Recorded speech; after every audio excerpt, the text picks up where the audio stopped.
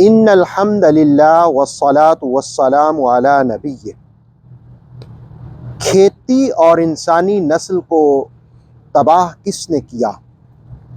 سورہ بقرہ کی آیت نمبر 205 اس حقیقت کو بیان کرتی ہے۔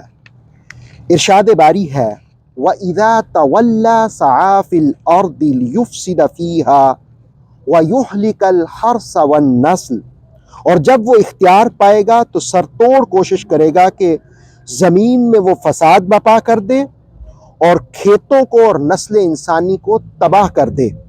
واللہ لا يحب الفساد، اور اللہ فساد کرنے والوں کو پسند نہیں کرتا۔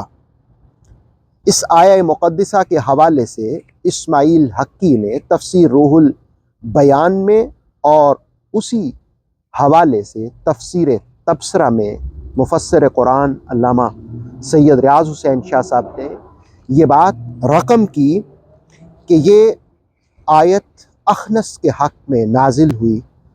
وہ جس وقت مسلمانوں کے کھیت سے گزرا تو اس نے کھیتیوں کو آگ لگا دی اور جانوروں کے پاؤں کو کاٹ دیا، تو قرآن حکیم کی یہ آیت نازل ہوئی اور کہا کہ وَإِذَا تَوَلَّى سَعَىٰ فِي الْأَرْضِ لِيُفْسِدَ فِيهَا، اور جب وہ اختیار پائے گا تو سر توڑ کوشش کرے گا کہ زمین میں وہ فساد برپا کرے۔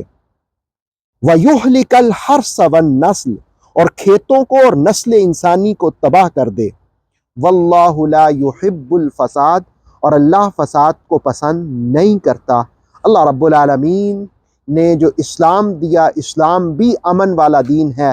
اللہ امن کو، پیس کو پسند کرتا ہے، فساد، لڑائی جھگڑوں کو پسند نہیں کرتا۔ اس کا مطلب ہے کہ اچھے انسانی کردار کی علامت یہ ہے کہ انسان جو ہے وہ امن کا علم بردار ہو، وہ فساد کو پسند نہ کرے، لڑائی جھگڑوں سے دور رہے، محبت اور پیار کا پیغام عام کرتا رہے۔ رسالت مآب صلی اللہ علیہ وسلم نے بھی پوری دنیا میں محبت کا پیغام عام کیا تھا۔ اللہ ہمیں عمل کی توفیق عطا فرمائے۔ آتھینٹک اسلامک نالج کے لیے نور وحی یوٹیوب چینل کو سبسکرائب کیجیے، بیل آئیکن کو پریس کرنا مت بھولیے۔ نور وحی فیس بک، انسٹاگرام اور ٹک ٹاک پیج کو بھی فالو کیجیے تاکہ ہماری ہر نیو ویڈیو آپ تک بر وقت پہنچ سکے۔